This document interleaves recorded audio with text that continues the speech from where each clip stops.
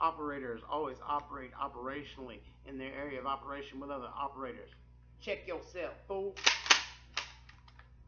Alright, now that that's out of the way, I want to go over a couple of things. You see this? This is what's known as a pocket constitution. Mine has gotten a lot of wear and tear.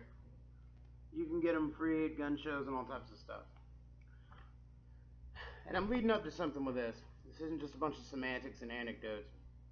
First Amendment, or Amendment 1. Congress shall make no law respecting an establishment of religion or prohibiting the free exercise thereof, or abridging the freedom of speech or of the press, or of the right of the people to peaceably assemble and to petition the government for a redress of grievances. That's verbatim how it's worded right there. Okay. Amendment 2, or the Second Amendment. A well-regulated militia being necessary to keep the security of a free state, the right of the people to keep and bear arms shall not be infringed. Third Amendment. No soldier shall in time of peace be quartered in any house without the consent of the owner, nor in time of war, but in a manner prescribed by law. Fourth Amendment. The right of the people to be secure in their persons, houses, papers, and effects against unreasonable searches and seizures shall not be violated, and no warrants shall issue but upon probable cause, supported by oath or affirmation, and particularly describing the place to be searched and persons or things to be seized. And here they all are. I'm reading these word for word.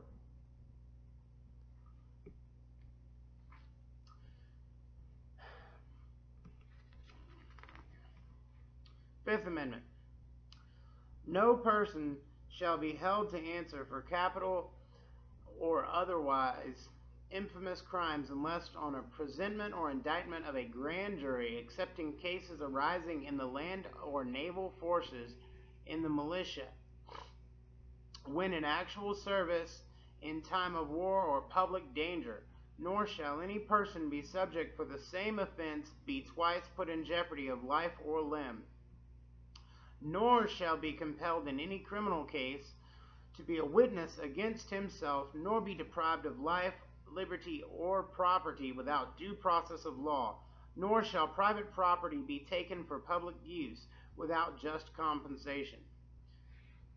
Alright, I'm going to reread this last part because this is something that happens every day in our country, among all the others that I've mentioned before that are violated ridiculously. Nor shall private property be taken for public use without just compensation. When the police impound your vehicle, relieve you of your firearm and put it in evidence, when they take your knife or your belongings until you have to pay to get them back, that's a violation of this right here. Just saying. Amendment 6. In all criminal prosecutions, the accused shall enjoy the right to a speedy and public trial by an impartial jury of the state and district wherein the crime shall have been committed, which district shall have been previously ascertained by law, and to be informed of the nature and cause of the accusation, to be confronted with the witnesses against him, to have compulsory process for obtaining witnesses in his favor, and to have the assistance of counsel for his defense. Seventh Amendment. In suits of common law where the value in controversy shall exceed $20, the right of trial by jury shall be preserved, and no facts tried by a jury shall be otherwise re-examined in any court of the United States than according to the rules of common law. Eighth Amendment. We're almost done, people. Excessive bail shall not be required, nor excessive fines imposed, nor cruel and unusual punishments inflicted. It's another one violated every day. Seventh Amendment. Oh, wait. No, wait. 8, 9, 9. Sorry. 9. My bad. Roman numerals. They always get to me. The enumeration of the Constitution of certain rights shall not be constructed to deny or disparage others retained by the people. So when they're talking about gun control, They're talking about where you can and cannot carry your gun. That's this one right here. They're abridging and changing the Second Amendment. You have to fight that to the death. You have to use lethal force if need be to make the point known. The government makes no laws concerning handguns. They restrict you from carrying, keeping, owning, or buying. Period. End of story. 10th Amendment. The powers not delegated to the United States by the Constitution nor prohibited by it to the states are reserved to the states respectively or to the people. That basically means every state can pretty much do whatever they want, and they don't really have to answer to the government, because each state is pretty much a country within the country. 11th Amendment. The judicial power of the United States shall not be constructed to extend any suit in law or equity commenced or prosecuted against one of the United States by citizens of another state or by citizens or subjects of any foreign state. Let's see, 10, 11, 12. 12th Amendment. The electors shall meet in their respective states and vote by ballot for president and vice president, one of whom at least shall not be inhabitant of the same state with themselves. They shall name in their ballots the person voted for as president, and in distinct ballots the person voted for as vice president. Alright, and that one goes on and on and on. But pretty much our senators and all these people are supposed to live in our home states, not in Washington. Alright, now what I'm about to get into right now is, and unfortunately I have to say this because a lot of police don't know the law. They just don't. Regardless of an establishment having a gun-free sign in the door, they cannot legally enforce that, regardless of what Congress says. Now I'm going to tell you why. The Second Amendment guarantees us the right to carry our firearms with us for protection in case of a revolution or a terrorist attack or some criminal coming into a fucking store and shooting it up. We're not going to talk about false flags or any of that crap right now, because that's a whole nother topic in discussion. What we're going to talk about right now is the fact that police officers are walking up to people who are open carrying and drawing their firearms on these people when their hands are nowhere near the weapon. Now, I know that the idiots are going to say, oh, well, that police officer has no idea if that person has a right to carry a gun. They're an American citizen, they have a right to carry a gun. Sorry. Doesn't matter about their felonies. Doesn't matter about their drug convictions.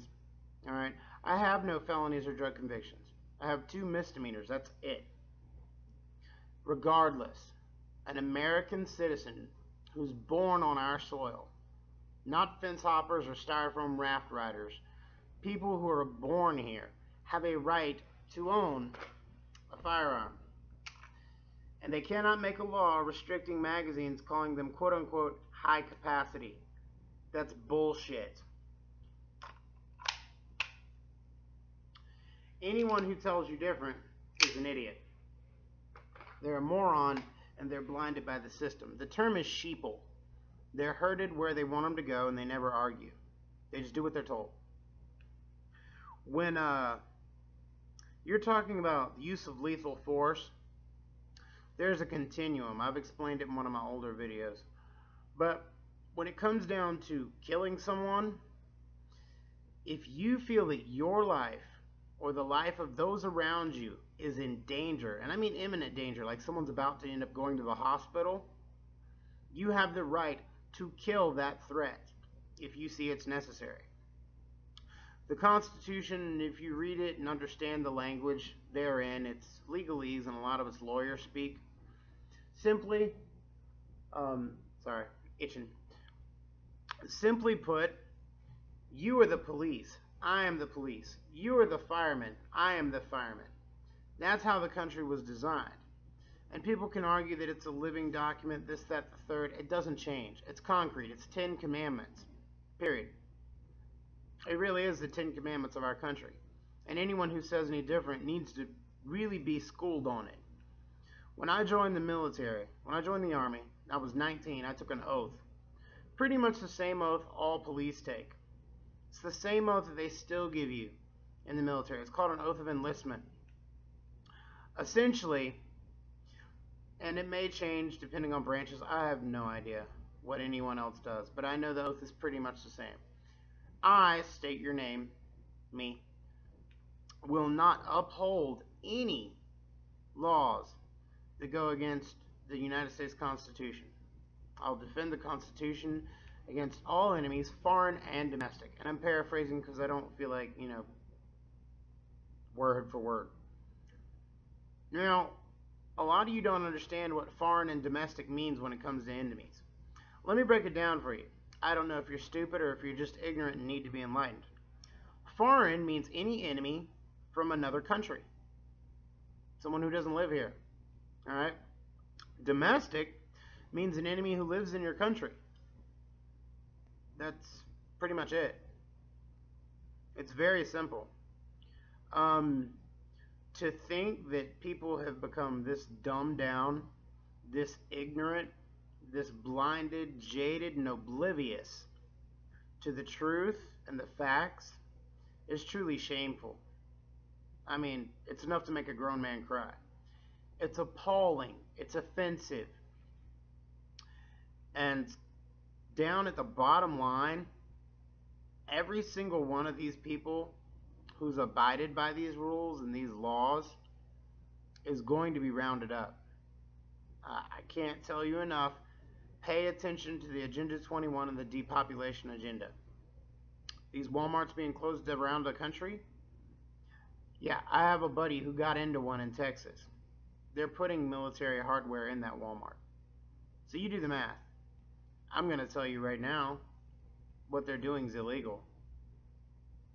There's no law that Congress can make. There's no law that the president can make that will effectively change our Bill of Rights or U.S. Constitution. They've tried, and you people have let them. You march on Washington, but you never do anything. So they appease you until you go home. You keep voting for these morons. I don't hate Obama because he's black. I hated Bush. And he's as white bread as I am. He was born in Texas. I was born in Georgia. You don't get much whiter than that. I hated him just as much as I hate Obama. Only difference is Obama ain't from here. He was born in Africa.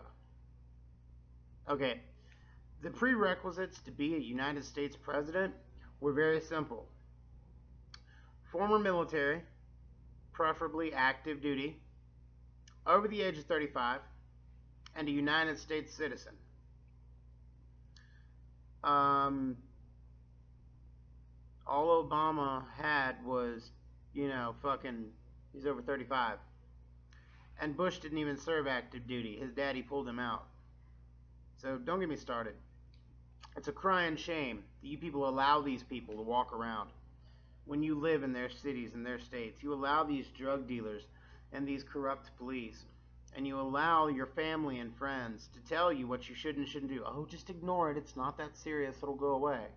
You're a fool for listening to them. You know what? Your life has to be for a fucking cause. If you're not going to fight for what's right, don't bother living.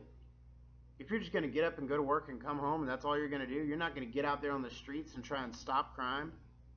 You're as big a fucking part of the problem and as big a worthless piece of shit as the guy selling heroin and crack on the corner. You're as big a worthless piece of shit as the cop who's fucking starting shit with people that are already handcuffed.